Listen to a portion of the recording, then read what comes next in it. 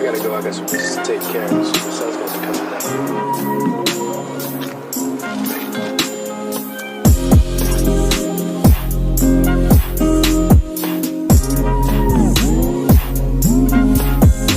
I am so tired of Twitter and TikTok. We need something just for us. Yeah, and I would post on 6 Zeros, but they don't have a mobile app. That's a lie. 6 Zeros actually does have a mobile app. It's available on iOS and Android. That's your phone? Yeah. That is humongous. Anyway. 6 Zeros is where the Black community taps into unfiltered and authentic conversations on the topics we know and love. I gotta get out of here. But remember, don't just sign up. We know. Host.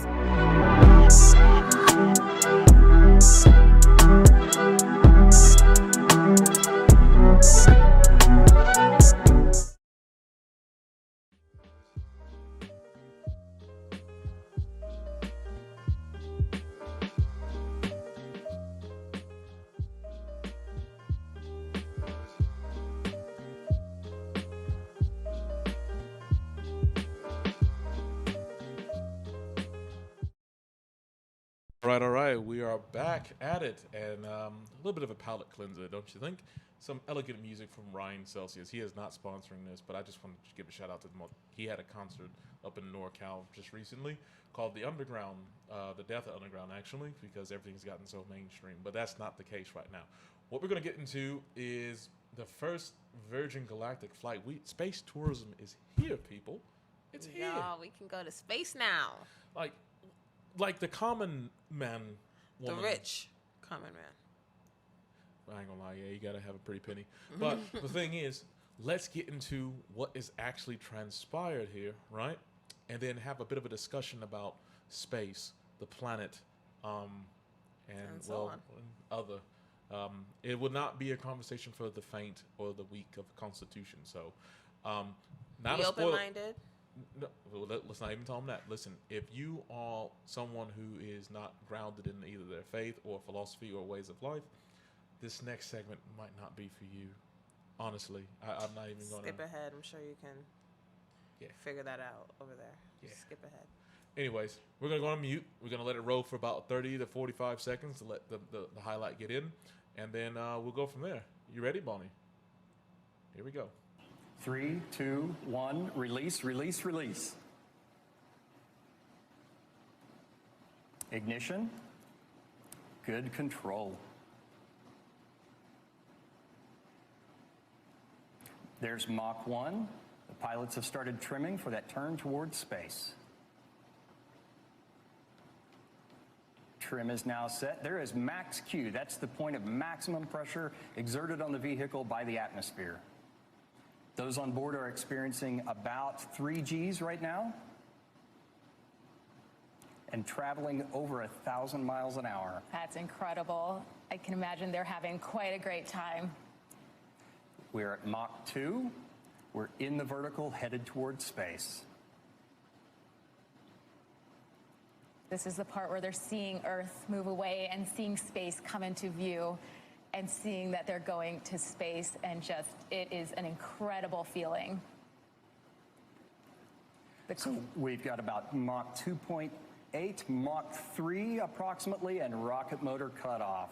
Amazing. The crowds here are just absolutely going wild. I can't imagine what's happening in Antigua with them cheering them on. That's incredible. Awesome. Go Keisha, go Anna, go John. So everybody on board has been cleared to unstrap and enjoy that zero-G experience. The pilots have unlocked the feather. That's the preparation so that they can raise the feather here momentarily. They're engaging the RCS as well. The feather is now starting to move on its way up.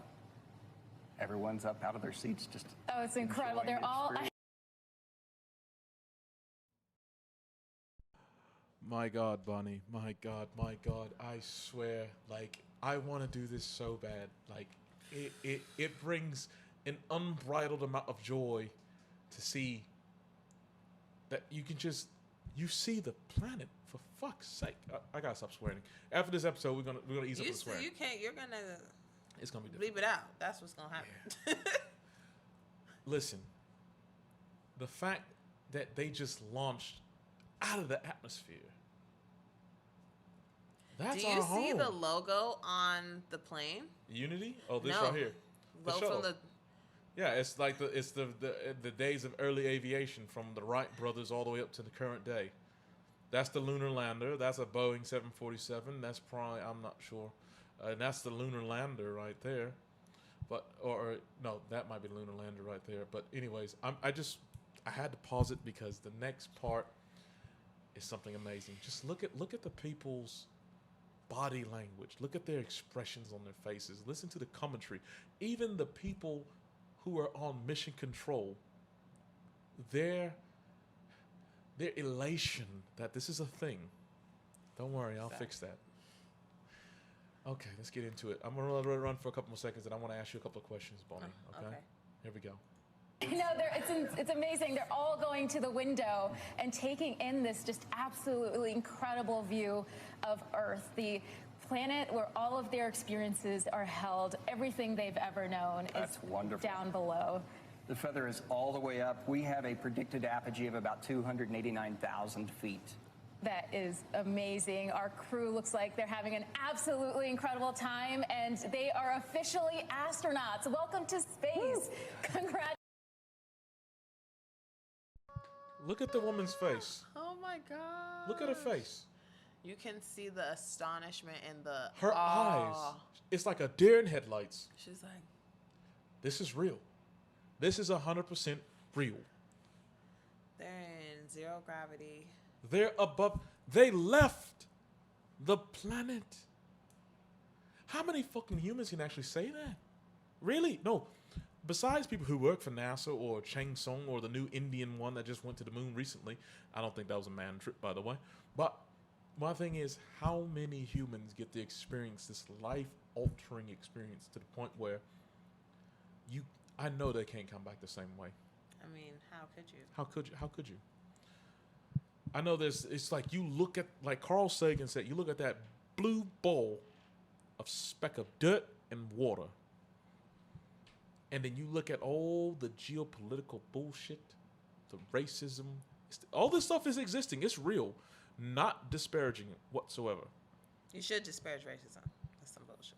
Yeah, but all I'm saying is all of that has happened and ever will happen as long as so far in this current generation of human, right?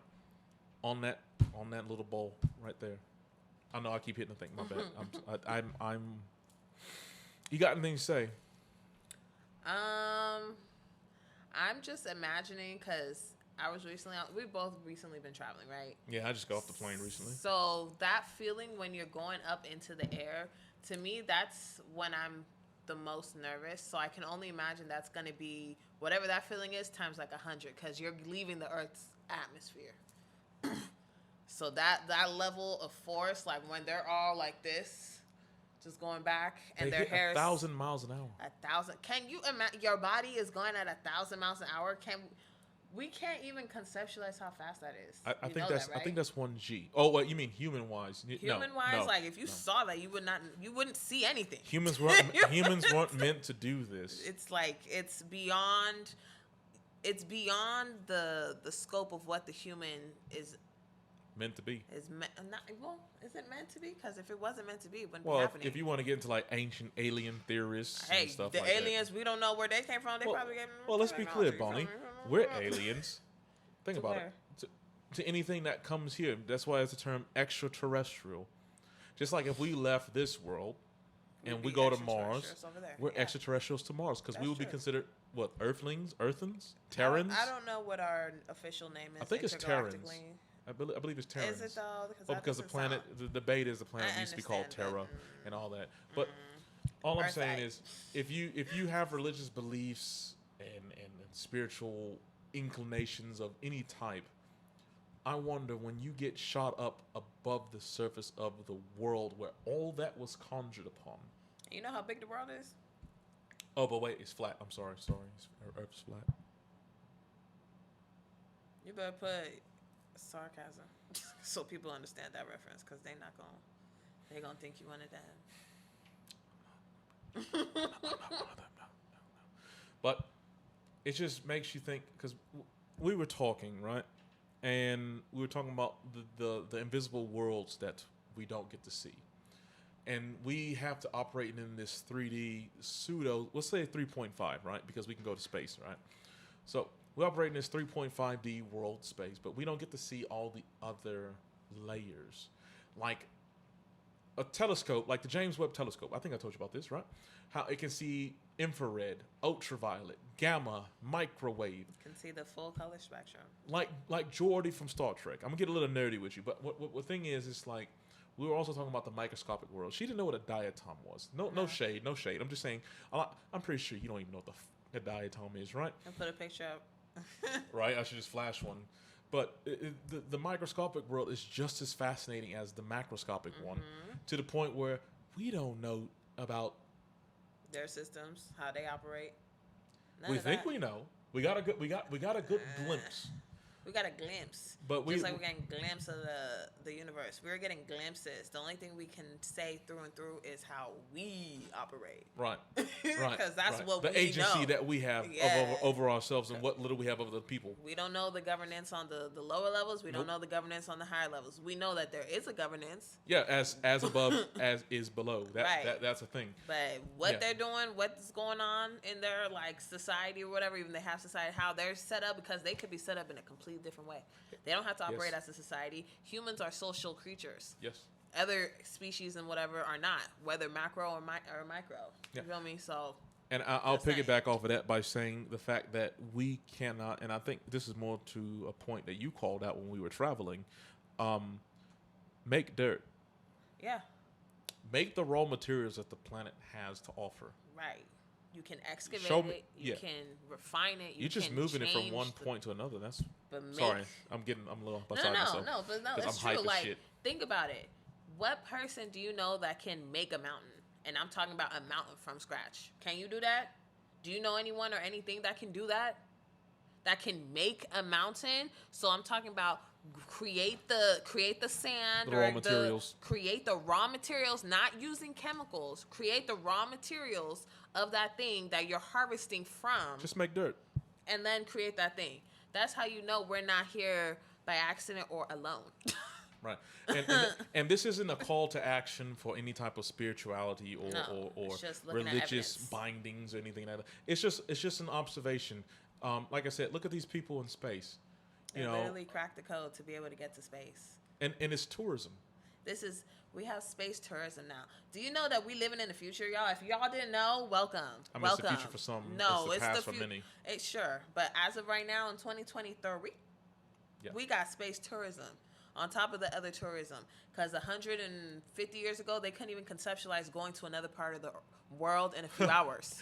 The sheer fact that they thought that they discovered a new land, that's laughable. It's like, no, mate, it's already been There's there. already people there. The very fact that you encountered other people should let you know, like, oh, this has been existing. Clearly. Nevertheless. But even think about 150 years ago in the 1850s, in the 1800s, right? Do you think they didn't have planes? They could never even think about, oh, I want to go here for summer. Think about you're right. If you're in the 1800s, could you fathom? Think about you have the mind of a person from the 1800s. All right. Cars. The very fact that you're like, hey, I can get from the West Coast to the East Coast in 4 hours. 4 hours. They will say witchcraft, heresy, and they will kill burn you at the stake, blast you away. They really would. Say I come from the future, be like witch. Yeah, exactly. They'll say prove it, and then your technology wouldn't work. Right. Watch your iPhone not work, and you can't get back. Well, here's the thing, sir. Quick question. Rick and Morty. Do you even think that if let's just, we can't do it, not really. We can do somewhat time travel because you've done it when you went to the other side of the world and came back. But I'm talking about time on a technicality though. Yeah. I mean, you're still playing with the same day. Yeah. But my thing is, even if you went back in time and you showed them the iPhone, would it even exist in your hand? Because that technology or that infrastructure or that idea it's not even a twinkle of a twinkle's eye. It took a lot of human ingenuity to get to where we are in the modern age. Yes. Don't take any of that. We are very advanced, but we are still anachronistic in a lot of ways at the same time. So with that being said, I'm going to ask you this direct question. Feel free to decline if you want, because I'm not trying to, no shade. This isn't the expose. But do you think, and I mean this, do you think that within our lifetime, we're going to get it together. Get what together? Our species. In our lifetime? Yes. How old are you thinking we're about to live to? Because that will answer my question right there. As long as our biological suits and the spirit above that we believe in. It's going to have to be under 100 years. I don't know. I don't see it for y'all. I'm sorry. I don't see it for y'all. Hey, prove me wrong. Prove me wrong. Because there can be a breakaway society. I'm not seeing it for y'all, though. Y'all cannot even get along about the simplest things. So I'm not seeing it. I'm sorry. Your skin color's dark, and I don't like you. Why? Because your skin color is dark. And it's like... But why? Like, is there a reason? Did I do something personally to you? Did I kill your family? No. No. Did I look at you the wrong way? Perhaps. Perhaps. Maybe. He was accused, so he wasn't even doing anything. That's and the thing. He died, got off scot-free. He was just around. You get what I'm saying? If we can't even get that together, I don't see it for y'all. I'm sorry. I don't see it for y'all. Y'all fight over the dumbest things. The dumbest things. So we don't exist. We're avatars. So I'm not seeing it for y'all. But hey, again, prove me wrong. If y'all can get it together, then shoot, better for everybody. Good. That's how it should be. It's not. I don't know if it'll ever be. But because think about how long humans have existed, and think about how long wars have existed. Just think about that. It's as old as human time. So I like I said, I'm not seeing it for y'all. Yeah. But again, I tell you what, this gives hope though. It gives hope, but at the same time, classism is already involved here. That's one layer that we're not even addressing. Classism, because you got to be rich enough to be able to even do that. Yes. How much is this space flight? We can look it up later. I might even put in the chat, but I'm going to assume at least a good quarter. $250,000? How much was it to go on that submarine? $250,000? Let's not talk about that. Hey, but it's the same thing. It's just a different direction. Well, the direction is that they're not using the Logitech controller. Well, obviously, this is more sophisticated. They know what they're doing. They weren't going with the, I mean, they risked their lives. They did, because that includes the crew. This could have easily ended up It could have been terribly. It could have been a Challenger situation. Yeah. 100%. If y'all don't know about that, look up Challenger space shuttle. This is from the government. Were we alive when that happened? Yes, of course. Because I think I remember seeing that live I saw on TV. it live. I was in chemistry class learning about potassium. Never mind. Don't worry about it because I don't want to. My thing is, it happened live. We saw it. Okay, Challenger so I distinctly remember something breaking apart in the sky, and I was like, a piece of the foam that freeze dried when it hit the atmosphere broke off, and but it was such a dense piece. It took everybody out. It made everybody literally burn up into ashes. Like they detonated in air. Literally, like that was wild. Man, we lived through some stuff, though. If you really think about it, we lived through some things. We have, and if you think about it, you do realize rockets are fucking missiles, right? They are. You're just inside of it. It's just a missile with a nice cockpit. Oh, well, that's not sexual, is it? Okay, a little bit. But my thing is, you just got a comfortable seat on a ballistic missile. And think about that. Your car is a rolling bomb. Why don't they make blimps anymore? That just Hindenburg. No, they still make blimps. They just don't. They don't make dirigibles. That's different. Why don't people go on those? People do. Really? Yeah. Really? Yeah. Okay. Without giving away too much information, there's a airfield where they have a blimp. Yes. Because I don't see those too often. I see they happen the parachute all the time. or not the what is it called? Parachute. It is what's it called? Hot air balloon. I was saying a parachute. But paragliding, other air activities that you can do. Sure. Parasailing, all that stuff. Sure. Well, that's over the ocean. I'm like, how come I don't really see blimps that much? But hey, I assure they're still in the Midway blimp, the Goodyear blimp, especially during football season. Right. I remember the Goodyear blimp, but I'm like, people don't really take it as like a thing. Like, hey, I want to go on a blimp. Now, I could be wrong, but I believe a blimp versus a dirigible is the difference between the size and the capacity of which it can carry its cargo. Because remember, if you recall the Hindenburg, they used to have blimps all the time. The Hindenburg That's why I was came thinking to a about fiery it. I clash. was like, hold on. Oh, that's why. Yes. Oh, okay. Helium is very flammable. Oh, that's and once you're in there, because remember, a blimp, also like a balloon, although it's different in its shape and aerodynamic features, you're still relying upon the direction of the wind. It could be the doldrums, it could be the westerlies. You can only steer in the current of the wind, because if you got a strong headwind, you're not really going forward. No, you can proceed forward, but at a very slow rate. It's like you're going upriver. So you have a lot of resistance going against you. You can proceed, but it won't be at a rate that you want to be at, and you also are expending more fuel than you would otherwise need to go with something that's pushing you. And then does that make it more dangerous? Because if you don't have enough It could fuel, be. then you can run out. Bloom. But essentially, you would think essentially will float down. And by all means, people, I'm not an aviation expert. I just study a lot of different things. But my thing is, the headwinds and the aerodynamic structure of what westerlies and the doldrums are, which are trade winds on the planet Earth that we all experience. That no one it's not a common thing. You're more worried about Kanye West getting a blowjob. You better bleep that wrong and bleep this out. Yeah. But all I'm saying is blimps are still around. You still can take guided tours, hot air balloons. There's a festival in Temecula, I believe, in Southern California, where they have a balloon and wine fest where you drink wine while you're in the air, essentially. It's quite controlled for the most part. It's a controlled burn experience. You have a flight attendant with you. They also are servants at the same time. And they have an anchor to keep you from going too far out into the world. Okay, because I'm like, Yeah, and they're evenly spaced out. You can look this up. I don't remember what. I know it has something to do with wine and floating, essentially. I don't know how I feel because that would make you hella drunk. You feel me? Oh, yeah. Because you're already going to be like a little loosey-goosey because of the wine, but you also are in the air. Yeah, it is quite romantic, isn't it? Are you trying to do something? I'm not saying anything. I'm not going to incriminate myself and get myself binded to something on tape. Anyways, let's just finish this last clip. There's only 3 minutes. We'll run like 60 more seconds of it, but y'all can look at this. It's been breaking news. We'll leave it's been the out for 2 link in the weeks. description, right? You've been leaving links in the description. Of the last 2 videos I did, yes. Okay, yeah. I'm not going to front the videos prior from we're in season 3. So season 2 and before, not so much. It was more from here out. shotgunned. Oh, here yeah, on from out, here, we'll be leaving the link, so you just 100%. click on the link if you want to watch the original video of everything that we react to. Yes. Okay? By the Go way, show support to them.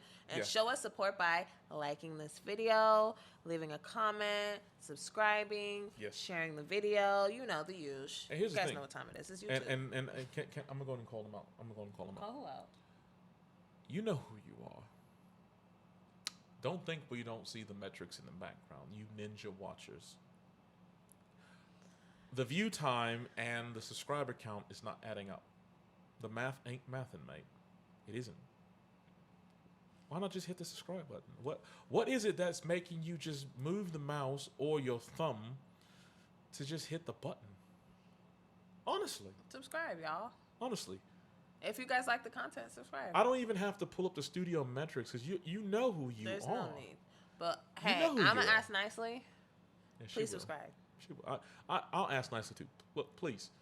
If it shows that you are interested in the content, and you are invested because in our view time versus our subscriber counts is not adding up. It doesn't make sense. We can't have that 4-digit number and then have double-digit subscribers. It doesn't make sense. It doesn't make sense. Hey, y'all, I don't know if we're getting pushed in the algorithm or not, but again, you can assist by sharing this video. Yeah. Leaving comments if you liked it, what part you liked, if you want video suggestions. If you don't like it. Video suggestions. Yeah. And, subscribe. Like the video. That also helps boost us. Yeah, I know.